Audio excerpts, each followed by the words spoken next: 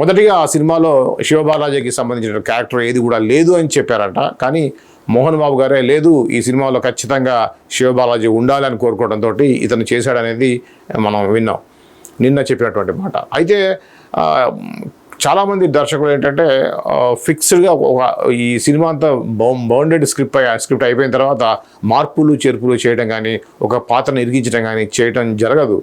జరగకపోతేనే మంచిది. మనం చూసాం రాజమౌళి లాంటి వాళ్ళు కానీ పెద్ద పెద్ద దర్శకులు అందరూ కూడా వాళ్ళకి క్లోజ్ ఉన్నటువంటి వాళ్ళని కూడా ఒక్కోసారి దాంట్లో తీసుకోరు. కారణం ఏంటంటే వాళ్ళ కోసం అని చెప్పేసి పాత్రలు రాయడం కానివ్వండి, వాళ్ళ కోసం ఉన్న పాత్ర యొక్క నిడివిని పెంచడం కానీ చేయడం వల్ల కథ చెడిపోతుందనే ఉద్దేశంతో. కాకపోతే మరి ఈ శివబాలాజీకి చెప్పినట్టుగా మోహన్ బాబు గారు ఇలా చెప్పారనేది గతంలో కూడా నేను విన్నాను ఇద్దరు ముగ్గురితోటి. ఖచ్చితంగా ఇతను ఉండాలి అని చెప్పేసి మోహన్ బాబు గారు పట్టుపట్టి ఆ యొక్క క్యారెక్టర్కి డైలాగ్స్ రాయించారనో, ఆ క్యారెక్టర్ని పెంచారనో వింటూ ఉంటాం. ఇది ఏమైనా కూడా కొంత అంత మంచిది కాదనేది అయితే నా అభిప్రాయం.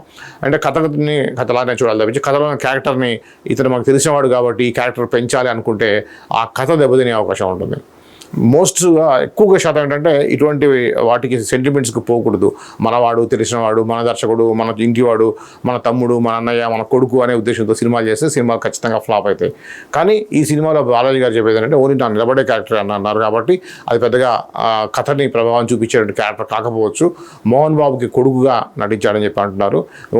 ఎక్కువ డైలాగ్స్ ఉండవు, నిలబడితే ఉంటాను అంటున్నాడు కాబట్టి ఆయన యొక్క పాత్ర ప్రభావం అనేది కథ మీద పెద్దగా ఉండకపోవచ్చు అనిపిస్తుంది. ఇది శివబాలాజీ చెప్పినటువంటి తాజాగా కన్నప్పకు సంబంధించినటువంటి విషయం.